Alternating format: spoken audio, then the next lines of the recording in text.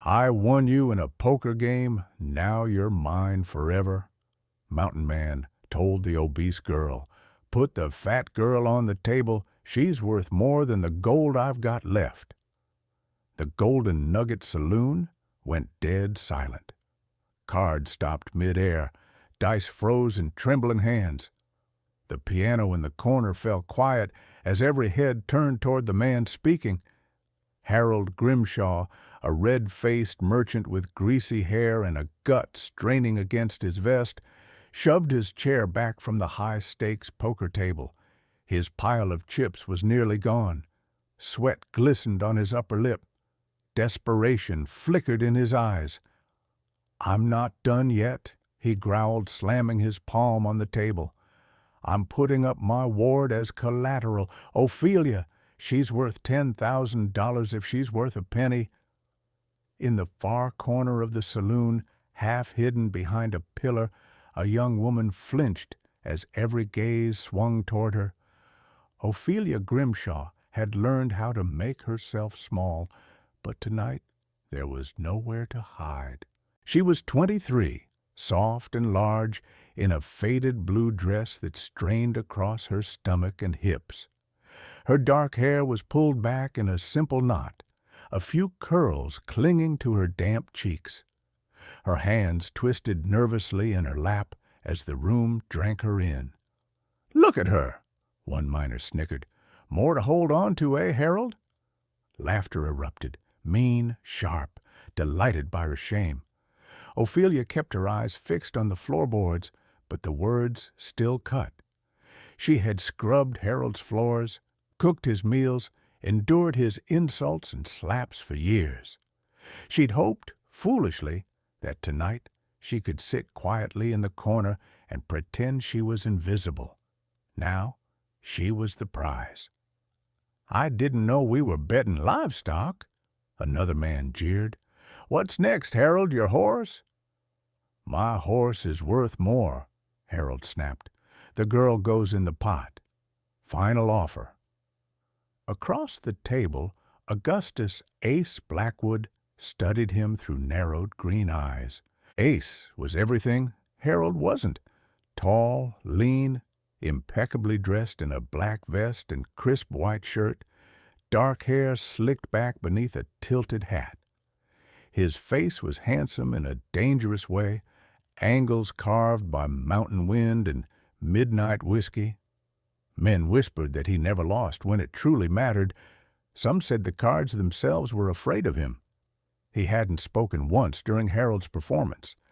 Now he lifted his gaze toward the corner. Ophelia, trembling. Ophelia, cheeks wet. Ophelia, staring at the floor as if she could fall through it and disappear. Ace's jaw tightened. "You're wagering a human being," he said quietly. Harold smirked. "What do you care? You win, you get yourself a housemaid. You lose, you got nothing to complain about. Are you in or not, Blackwood?" The room buzzed with anticipation. Every man there wanted to see it. The legendary Ace forced to fold or worse, dragged down with a girl nobody wanted.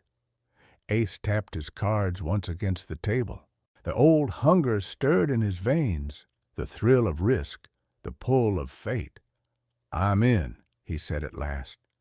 The final hand began. Cards slid across green felt. Chips clinked. Men leaned forward until their breath fogged the air between them. When the last card turned, Harold's face lit for a fraction of a second, then crumbled. Ace laid his hand down slowly. Royal flush. Gasps rippled through the saloon. Harold sagged back in his chair, face gray. "She's yours," he spat. "The girl, the debt, all of it." Every eye swung back to the corner where Ophelia sat frozen like a trapped animal. She had just been lost in a game she never agreed to play. If you're listening to this right now, tell me in the comments where in the world you're hearing it from. Deadwood might be dust in history, but you're very real to me. For a long moment, no one moved. The saloon held its breath.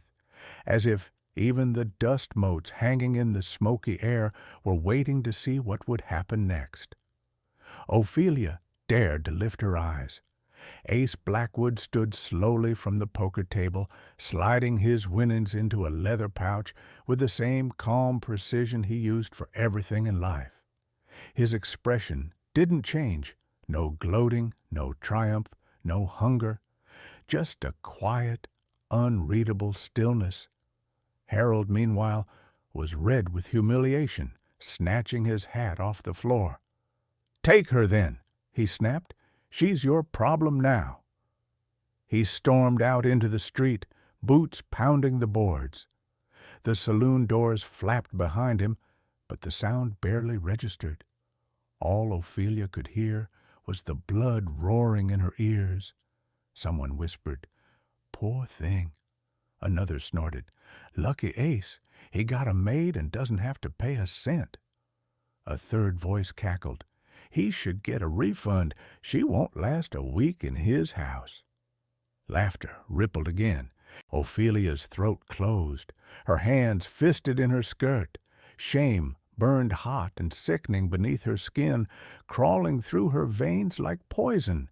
She'd been used before, used for labor, for convenience, for cruelty, but never like this, never as a wager tossed onto a table like a fattened chicken. She bowed her head, ready to shrink further into the shadows, when a pair of polished black boots stopped in front of her. "Ophelia!" His voice was low. She looked up. Ace Blackwood studied her, not like a man examining an object he'd won, but like someone trying to understand a locked door. His eyes were sharp, but not cruel, steady, but not cold. His face was carved of stone, but something flickered there, something unspoken and strange.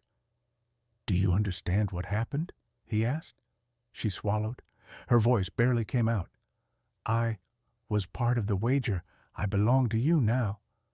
A muscle in his jaw ticked. "No," he said quietly. "You don't belong to anyone." She blinked, breath catching. "What?" "You're free," he said. "Harold relinquished his guardianship the moment the hand was over. I want a human life, and I refuse to own one." Her lips parted, trembling. "I'm free?" "Yes." He stepped back. "You may leave whenever you're ready." But those words didn't bring relief. They brought fear, raw, sharp, suffocating. "Leave?" she whispered. "To where?" Ace paused. Ophelia rose shakily from her chair. Her dress was wrinkled from hours of sitting small and quiet, like she'd been trained to do. Her hair had slipped from its knot. She looked lost, too young, too soft, too alone in a world too willing to devour her. Tears filled her eyes as her voice cracked. "I have no home," she admitted. "No family, no money. If I leave now, someone outside will take me. They'll sell me or hurt me or—" Her breath broke. Ace's gaze hardened, not at her, but at the world that had shaped her fear. Without a word, he reached into his coat and pulled out a few coins, more than a month's wages for a housemaid. "Take this," he said. "Rent a room, buy food, start somewhere else." But Ophelia shook her head wildly. "You don't understand," she whispered. "If I stay in Deadwood with nothing, I won't survive a week. Harold will find me, or someone worse." Her desperation hit him like a punch. "And what are you asking of me?" he asked, voice low. Her cheeks flushed, her hands trembled. To let me come with you," she whispered. "Just for a while, until I can stand on my own feet. I'll work, I'll clean, I'll cook. I won't be a burden. Just don't leave me here." The saloon fell into a hush. Every drunk and gambler leaned closer, waiting for Ace to laugh at her plea, to humiliate her further. He didn't. He lifted his head and looked straight into her eyes, a gaze so steady it froze every sound in the room. "You want to come with me?" he said slowly. "To my home on the mountain." "Yes," she breathed, "if you'll have me." Men exchanged looks, some amused, some pitying, some confused. Why would a man like Ace Blackwood take in a woman like her? Ace didn't care for their stares. After a long moment of silence so thick she could barely breathe, he spoke. "Fine," he said quietly. "You may come." Her breath shuddered out. "But listen carefully," he added, voice firm. "This isn't a debt. You'll work for fair pay. You'll have your own room, your own freedom. And after 1 year, if you choose to leave, you'll walk away with enough savings to start your life anywhere you want." Ophelia's eyes filled again, not with fear this time, but with something softer, something she hadn't felt in a long time. Hope. Ace held her gaze 1 second longer, then turned toward the door. "Gather your things," he said. "We leave at dawn." Behind him, the entire saloon watched in stunned silence as the girl no one wanted rose to follow the man no one understood. Dawn broke cold and pale over Deadwood, turning the dust-choked street into a wash of silver. A thin mist hovered above the ground, curling around wagon wheels and boot tracks like breath rising from the earth itself. Somewhere in the hills, a coyote called once, then fell silent. Ophelia stepped out of the shabby boarding house where she'd spent her last night in town, her last night as Harold Grimshaw's shadow. She wore a simple brown dress, patched at the elbows, and a shawl she had mended 3 times. Everything she owned fit in a small cloth bag she clutched against her chest. Ace Blackwood was already waiting. He stood beside a tall bay horse, reins in one gloved hand, saddlebag heavy with provisions slung over the animal's flank. He looked entirely out of place in the bleak morning light, sharp, polished, composed, as if the world around him couldn't touch him. When he saw her, he tipped his hat slightly. "You're ready," he said simply. Ophelia nodded, though her hands were cold with nerves. "Good," he murmured. "It's a long ride." He extended his hand to help her mount. For a moment she froze, not because she feared him, but because no one had ever extended a hand to her without expecting something in return. She placed her hand in his. His grip was strong, steady, grounding. With a small gasp, she swung onto the horse's back. Ace mounted behind her, not touching, but close enough that she felt the warmth of him at her spine. It startled her. For most of her life, the only touch she had known was harsh or dismissive. His presence was neither. He clicked his tongue, and the horse started forward. Deadwood slowly fell away behind them. The town awakened, miners dragging themselves toward the gold claims, gamblers stumbling home from all-night card games, women sweeping flour dust from bakery stoops. A few people stared as Ace rode past with Ophelia in front of him. Some snickered, others whispered, "Look at him taking that big girl up the mountain. He must be mad. She'll break that horse before noon." Ophelia hunched her shoulders, body shrinking with every word. Ace leaned forward slightly, voice low near her ear.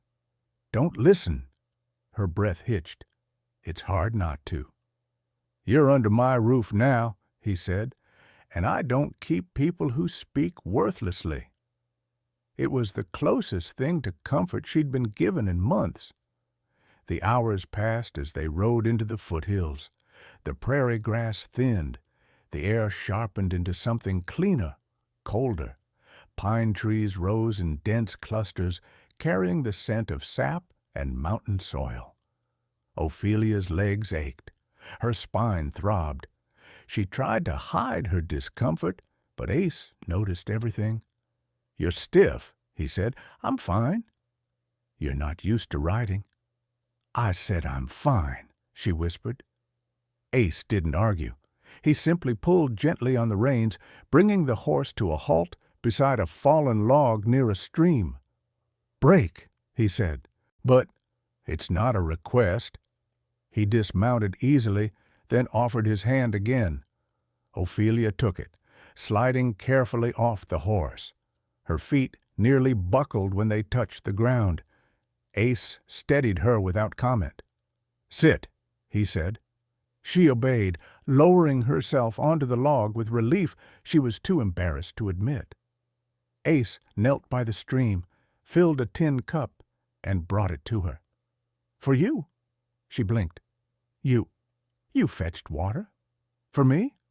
"Yes," he said matter-of-factly. "You're my employee.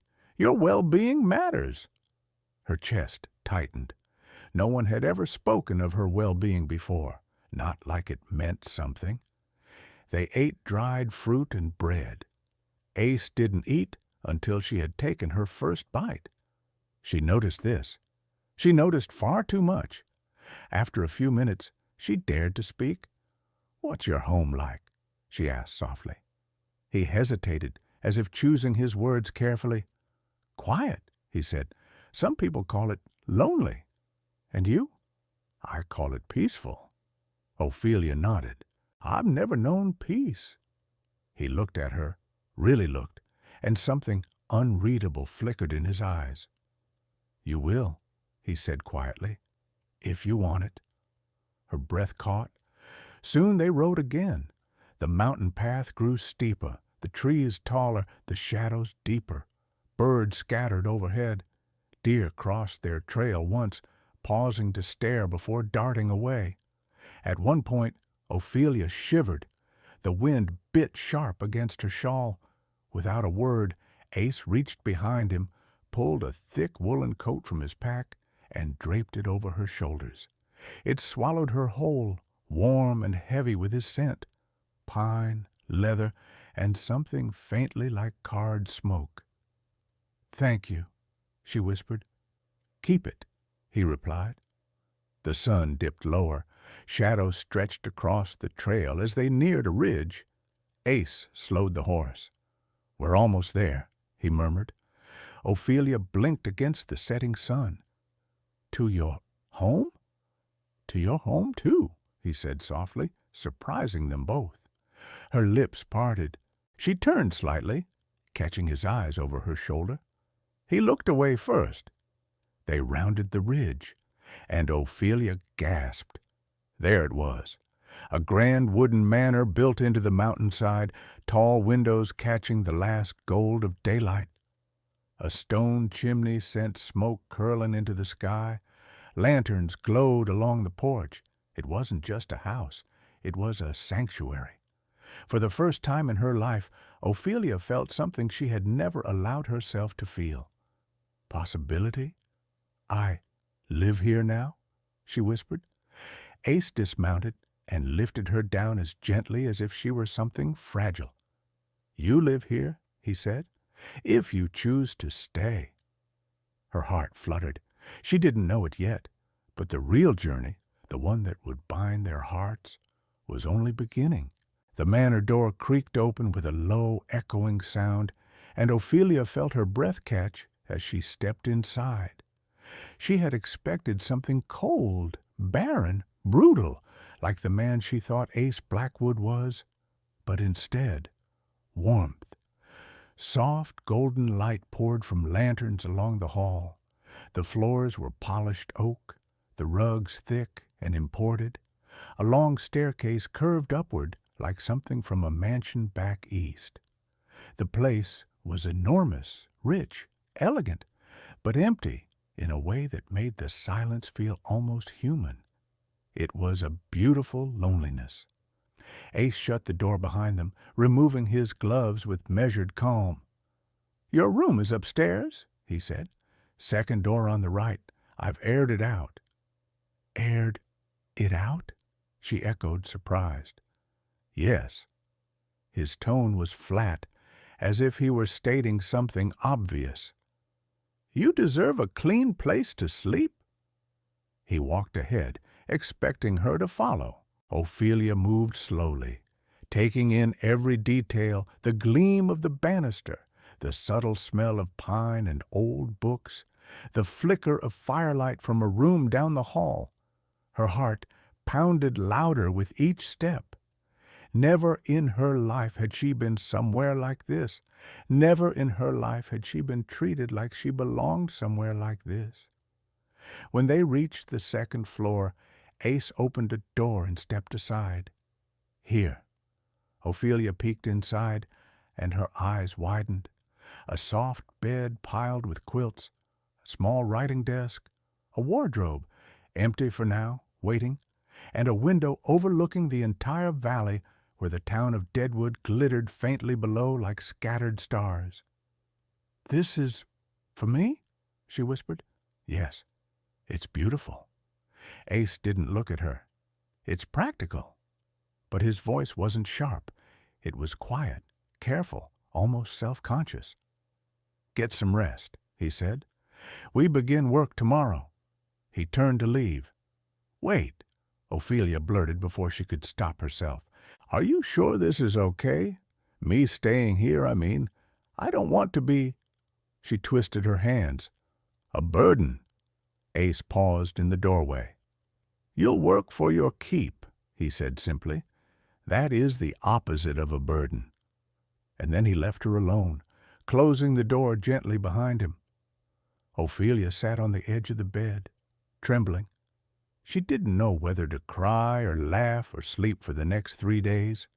Instead, she lay back on the quilts and stared at the ceiling, thinking one impossible thought: maybe I'm safe.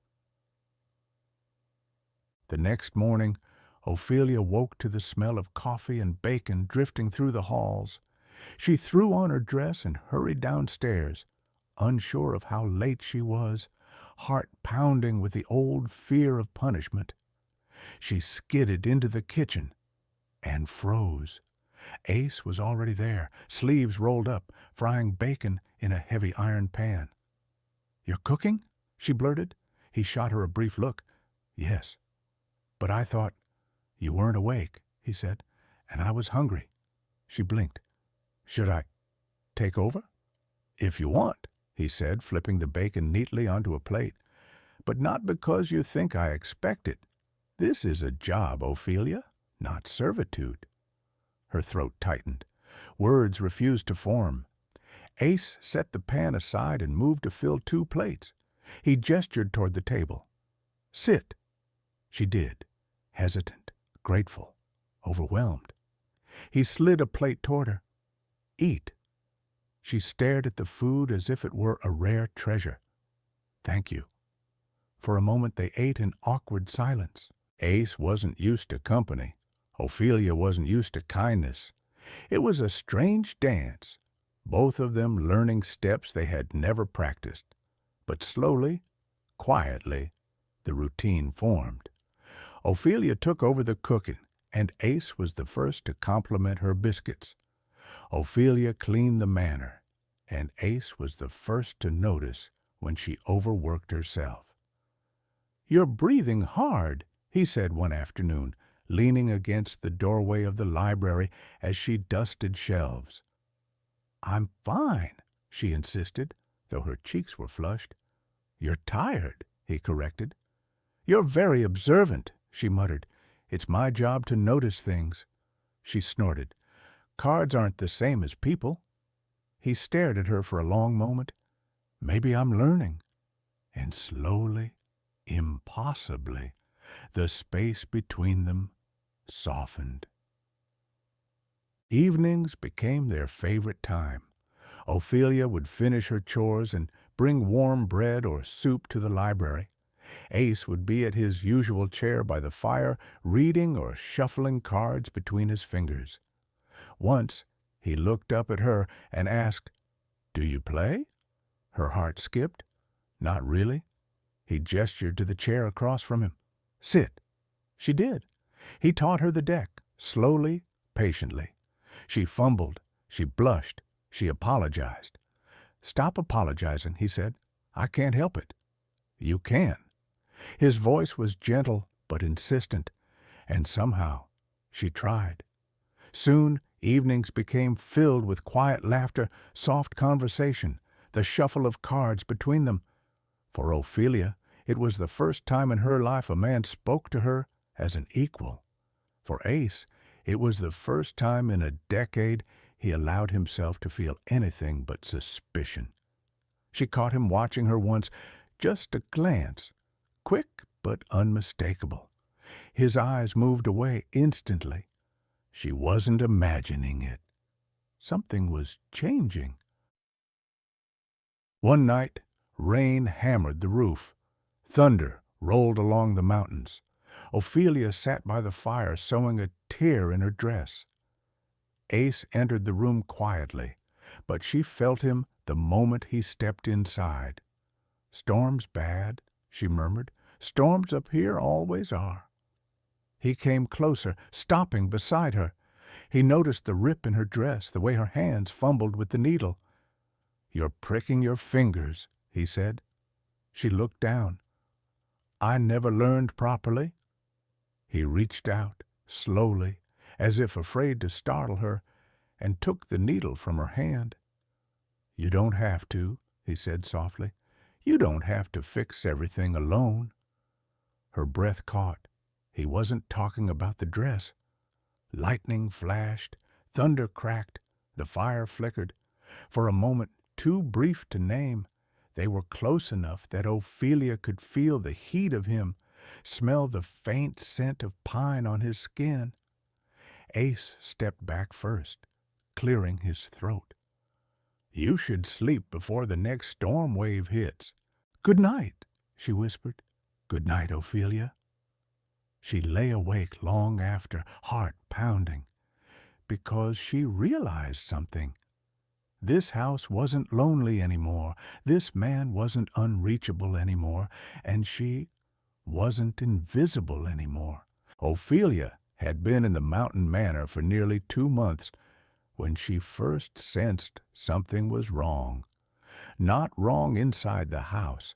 Inside, life had slowly begun to feel like a fragile dream she was afraid to wake from, but wrong in the air around it, as if the wind carried whispers, as if every creak of the pine trees held a warning.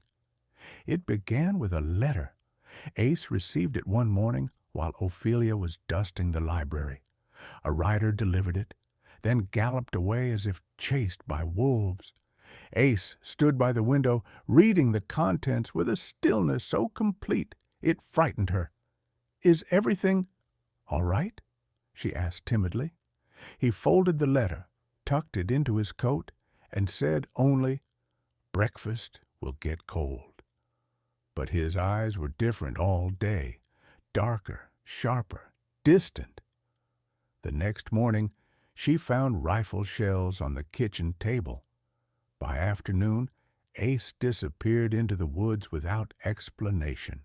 At night, she heard him pacing, the steady, harsh tread of a man preparing for something he did not wish to face. Finally, on the 3rd day, she confronted him. He was in the workshop behind the manor, sleeves rolled up, splitting wood with a precision that bordered on violence. Every swing of the axe was controlled, powerful, but edged with bitterness. "Ace," she said gently from the doorway. He didn't look up. "You shouldn't be out here." "You've been avoiding me." Still no answer. She swallowed her fear and stepped forward. "I'm not leaving until you talk to me." He slammed the axe into the log, leaving it quivering. Silence settled between them like falling snow. Then he exhaled, long and slow. Blackjack Morgan escaped from custody. A chill crawled up Ophelia's spine. "Escaped? How?" "Bribed 3 guards, Ace said, finally looking at her. "Killed the 4th. Took his guns and his horse." She pressed a hand to her chest. "He's coming here." "Yes." "Because—" She hesitated. "Because I shot him."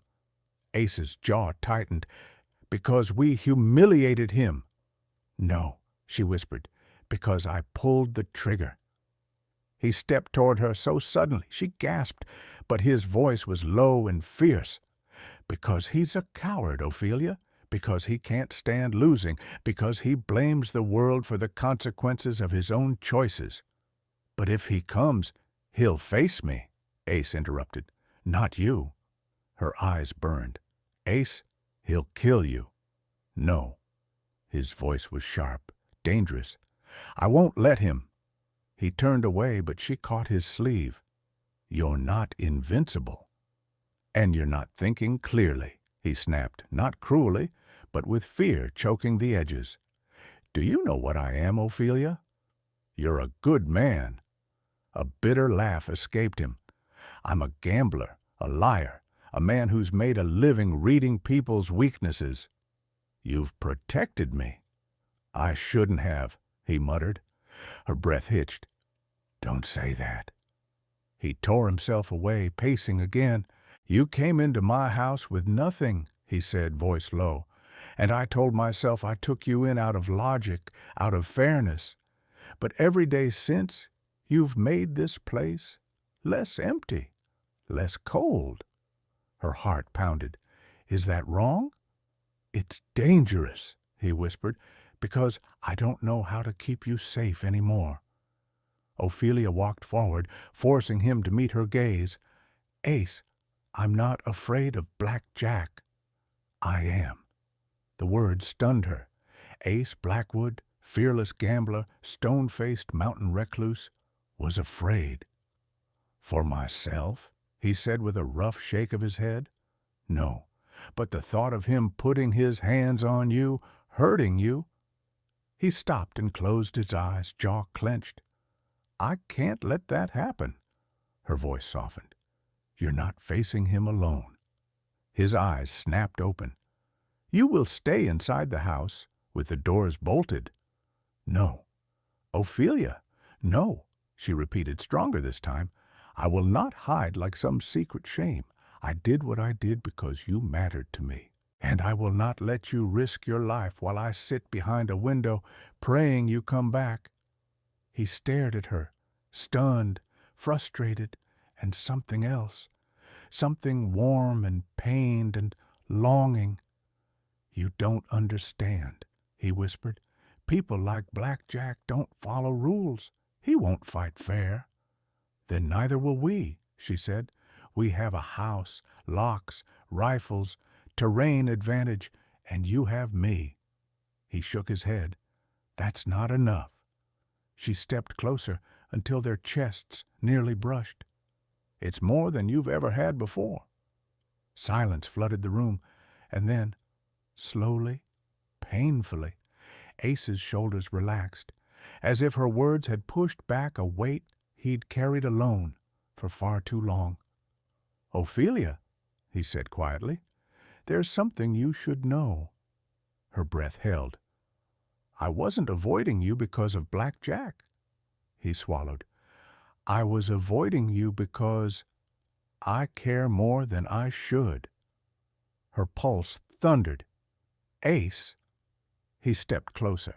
Every time you walk into a room, I feel something I swore I burned out of myself years ago, something that terrifies me. She trembled. Is it the same something I feel? He closed his eyes briefly, a man fighting his own walls. Yes. Before she could speak again, a distant sound cut through the air. A gunshot, then another, echoing through the mountain valley. Ace lunged for the door, face turning to stone. He's here, he said. Ophelia's heart slammed against her ribs. The conflict they feared had arrived. The echo of the gunshot rolled through the valley like a warning from the mountain itself. Birds burst from the pines, the horse in the stable whinnied in panic, and Ace Blackwood, usually a man carved from quiet control, went still as stone. Ophelia felt the shift in him, the way his breath slowed, the way his entire body sharpened into a weapon. He's close, Ace murmured. Another shot cracked the air, closer this time, from the lower ridge. A third followed, deliberate, measured, almost taunting. Ophelia's voice trembled. "Ace, what do we do?" He took her shoulders gently but firmly. "You go inside. Barricade the doors. Don't open them for anyone but me." "No," she whispered. "Ophelia." "No," she repeated louder. "I won't hide. You can't fight him alone." His jaw tightened. "I've fought worse men alone." "But you're not alone now," she said, gripping his shirt as if trying to anchor him. "Let me help you." For a moment, the battle in his eyes was as fierce as any that might be waged outside. Duty clawed at him, fear pressed into him, and somewhere beneath all that, need. But the final gunshot decided for them. It slammed into the manor's outer wall with a splintering crack. Ace swore under his breath. "Inside! Now!" They ran through the back entrance, bolting the door behind them. Ace pulled open a drawer in the hallway and handed her a rifle. Ophelia stared at it, hands shaking. "I've only ever fired once," she whispered. "Then once is enough," Ace said. "If it comes to it, you point and pull." The windows rattled. Boots crunched in the snow outside. Ophelia's breath hitched. "He's here." Ace strode to the fireplace, grabbed a heavy iron poker, then moved toward the front room with silent steps.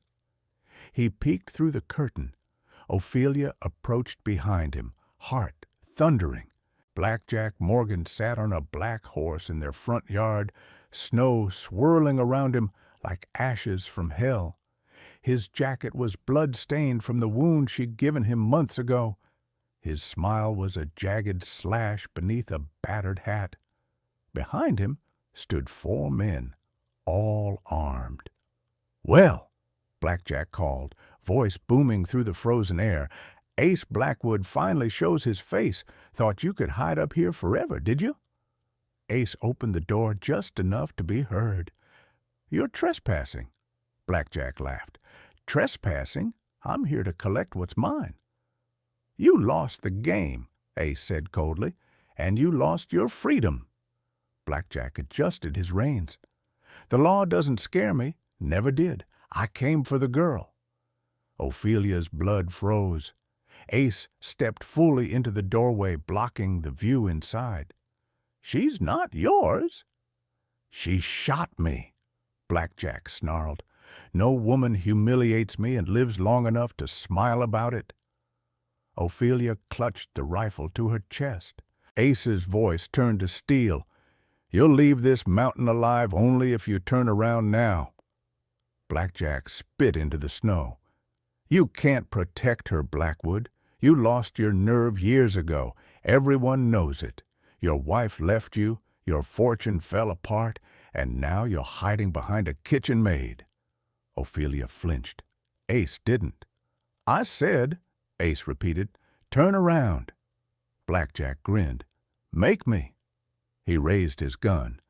Ophelia reacted before she could think. She stepped forward, pushing past Ace just enough for Blackjack to see her. "I'm here," she shouted. "If you've come for me, then speak to me, not him." Ace grabbed her arm, but she stood firm, eyes blazing with courage she didn't know she possessed. Blackjack barked a laugh. "There she is, the fat little hero. Don't worry, sweetheart. I ain't gonna kill you fast." "You won't touch her," Ace growled. Blackjack's gaze slid back to Ace. "Then come out and stop me." The air thickened. The wind died. Snow fell in gentle, deceptive flakes. Then Ace did something Ophelia didn't expect. He stepped outside. Ophelia gasped. "Ace, no!" He turned, his eyes softening for her alone. "Stay behind me. Whatever happens, don't run." Blackjack dismounted slowly, grinning wide. "This'll be fun." Ace cracked his knuckles. "For one of us." The 2 men faced each other in the snow, the mountain holding its breath. Inside, Ophelia braced herself at the doorway, hands trembling on the rifle, tears freezing on her cheeks. but resolve burning hotter than any fire. This wasn't just Ace's fight. It was hers, too. Snow drifted in slow, quiet spirals as the two men circled each other, their breaths rising like steam in the frozen morning light. Ace stood unflinching, coat open, hands bare, every line of his body relaxed, yet coiled like a striking wolf. Blackjack's boots crunched over the ice, his grin crooked, breath sour with rage. "You always did think you were better than the rest of us," he sneered. Ace didn't blink. "I never thought about you at all." A snarl twisted across Blackjack's face as he lunged, swinging the barrel of his gun like a club. Ace sidestepped with clean precision, landed a punch that cracked bone, then kicked Blackjack backward into the snow. The outlaw staggered, fury throbbing in his eyes.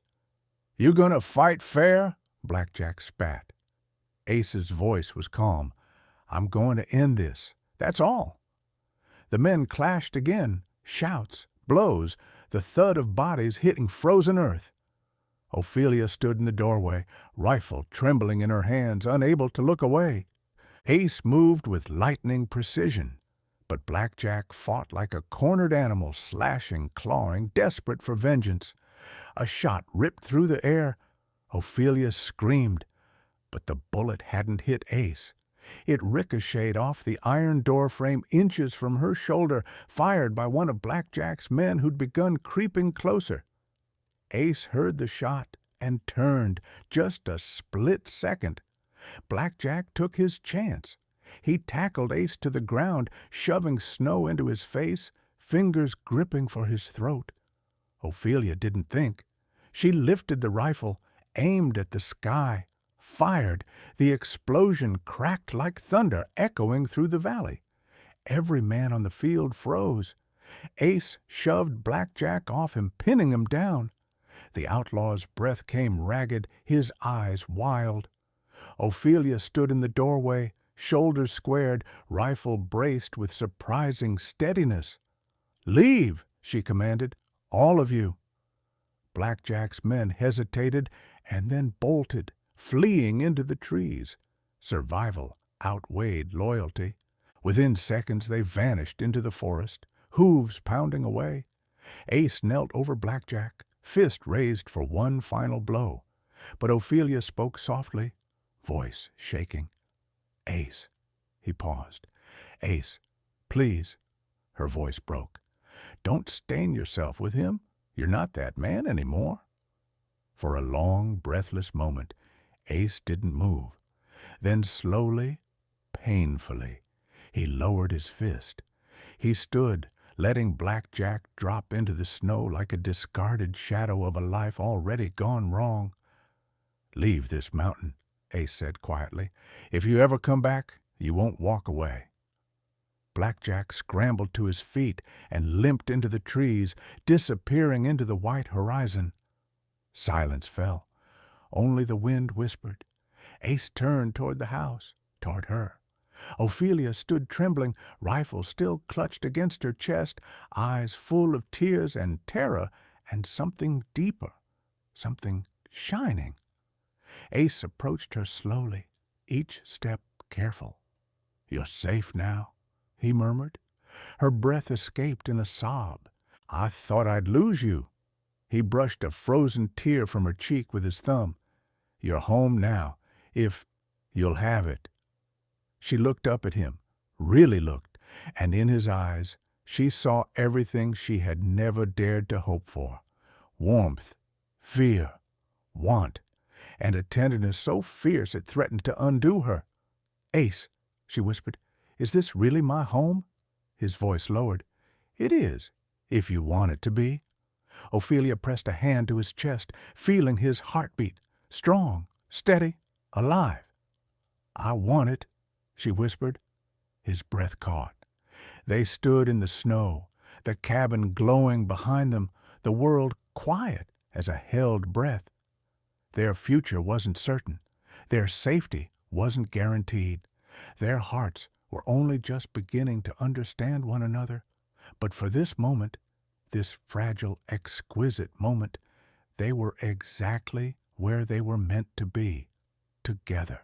Every time I return to stories like this one, I'm reminded how powerful connection can be, how two hearts, lost in completely different ways, can still find their way toward each other on a cold mountain morning.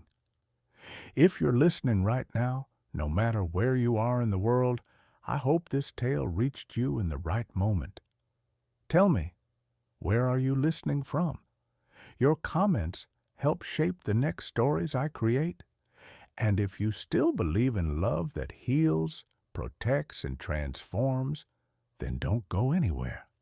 The next chapter is already on its way.